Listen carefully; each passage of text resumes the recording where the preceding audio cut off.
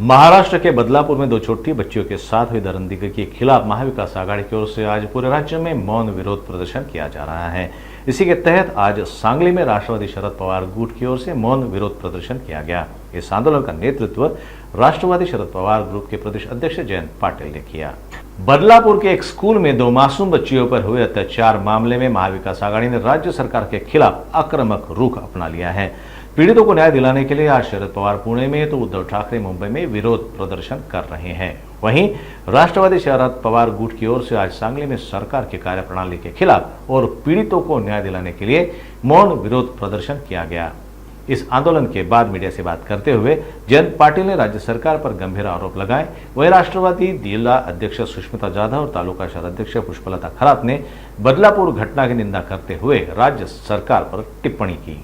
आज महाराष्ट्रामध्ये चाललेल्या महिला भगिनी आणि बालिकांच्यावर अत्याचार ही खूप निंदनीय गोष्ट आहे आणि मनाला पिळवटून टाकणाऱ्या घटना आज या महाराष्ट्रामध्ये घडत आहेत। या घटनेचा जेव्हा विचार करतो तेव्हा अक्षरशः मन पिळवटून निघतं आणि आज आपल्या माननीय डॉक्टर बाबासाहेब आंबेडकर यांनी जी घटना दिलेली आहे आणि या घटनेमध्ये महिलांची सुरक्षिततेची जी घटना दिलेली आहे यांचा बहुतेक या सरकारला विसर पडलेला आहे। आज तुम्ही लाडक्या बहिणीचे 1500 रुपये अनाउन्स करता, पण त्याचा उपयोग काय? आज जर आमची महिला भगिनी जर सुरक्षित नसेल तर हे 1500 रुपये घेऊन आम्ही करणार काय?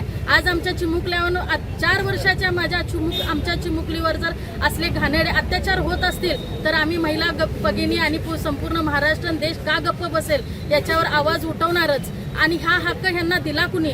आज आपण आत्ताच साहेबांनी सांगितलं की 1ली ते 4थी पर्यंतच्या सर्व विद्यार्थ्यांना ह्या महिला शिक्षिका भरल्या पाहिजेत। या सरकारला आपला कारभार नीट करता येत नाहीये।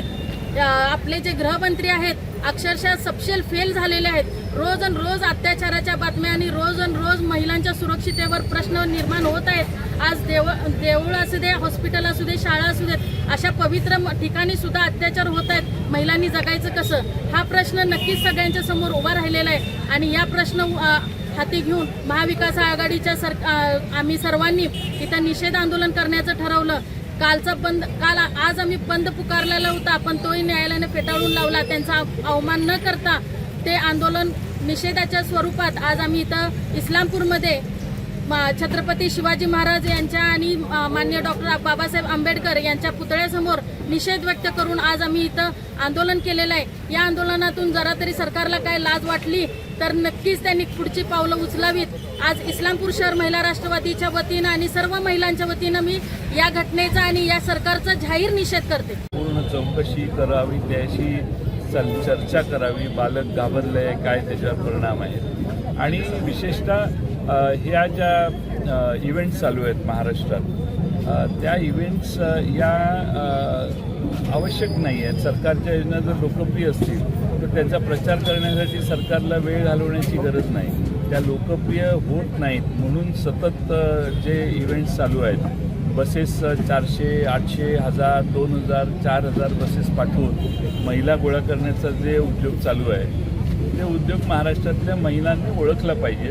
हे 2 महिन्यासाठी पुतना मावशीचं प्रेम जसं म्हणतात तसं आहे, त्याच्या पलीकडे काही नाही। आज महाराष्ट्रामध्ये महाविकास आघाडीच्या माध्यमातून बंद पुकारलेला होता, पण कोर्टाने त्याला स्थगिती दिल्यामुळं महाविकास आघाडीचे प्रमुख नेते आदरणीय जयंतराव पाटील साहेब असतील, शरदचंद्रजी पवार साहेब असतील, ठाकरे साहेब असतील, नाना पटोले साहेब जे असतील यांनी कोर्टाचा आदेश झुगारायचा नाही म्हणून या ठिकाणी बंदला स्थगिती देऊन या ठिकाणी निषेध आंदोलन केलं।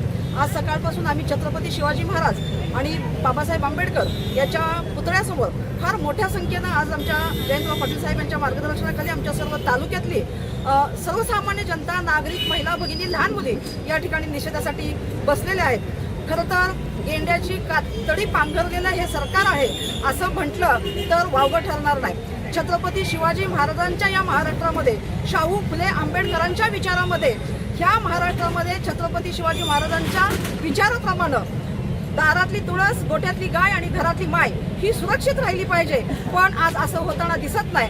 आपण आता साहेबांच्या माध्यमातून ऐकलं असेल की 14 साली जे गुन्हे होते त्याच्यापेक्षा दुप्पट वाढ या गुन्ह्यांच्या मध्ये झालेले आहेत। आम्ही मुद्दामून या ठिकाणी नमूद करू इच्छितो की नुकताच रक्षाबंधनाचा सण झाला। आम्ही सर्व भगिनींनी आमच्या बंधूंच्या हातावरती राखी बांधली आणि ही राखी बांधत असताना आम्ही जणू आमच्या भावांना म्हटलं की तुझी साडी चोळी नको, तुझे 1500 रुपये नको, पण आम्हाला आम्हाला आमची सुरक्षितता हवे। आज आमचे बंधू हे मायबाप सरकार आहे आणि हे मायबाप सरकार आज आमच्या महिला भगिनींची सुरक्षितता त्या ठिकाणी विसरलेले आहेत आणि म्हणून दिवसेंदिवस या आठवड्यामध्ये जवळजवळ 19 गुन्हे त्या ठिकाणी महिलांच्यावरती आणि बालिकांच्यावरती अन्याय आणि अत्याचार होतात। नुकतीच काल परवा झालेली कोल्हापूरची घटना असेल अजूनही थांबत नाहीये। या महाराष्ट्राचे गृहमंत्री, या महाराष्ट्राचे मुख्यमंत्री आणि या महाराष्ट्राचं सरकार या ठिकाणी काय करतंय, झोपा काढतंय।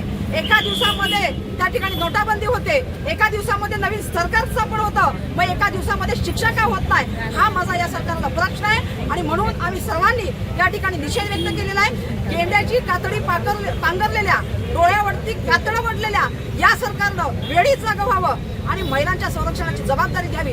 आज जणू काय याची प्रत्येक भगिनी म्हणते तुझे 1500 रुपये नको, पण शाळेमध्ये माझी गेलेली मुलगी आज सुरक्षित घरामध्ये परत येऊ दे। आज बाजारामध्ये गेलेली माझी महिला भगिनी घरामध्ये सुरक्षित येऊ दे। आज आमच्या सुरक्षिततेचं काय? आज सुरक्षिततेच्या बाबतीत बोजवारा उडलेला आहे, 3-13 वाजलेले आहेत आणि कळूनही न कळल्यासारखं या सरकारची भूमिका आहे। अशा या सरकारचा, या शासनाचा आम्ही निषेध करतो आणि बदलापूर असेल आणि या महाराष्ट्रातील सर्व घटना असतील, या सर्व घटनांचा लवकरात लवकर त्या ठिकाणी तपास करून आरोपींना फाशीची शिक्षा व्हावी असं आमच्या महिला भगिनींच्या वतीनं या ठिकाणी जाहीर करतो।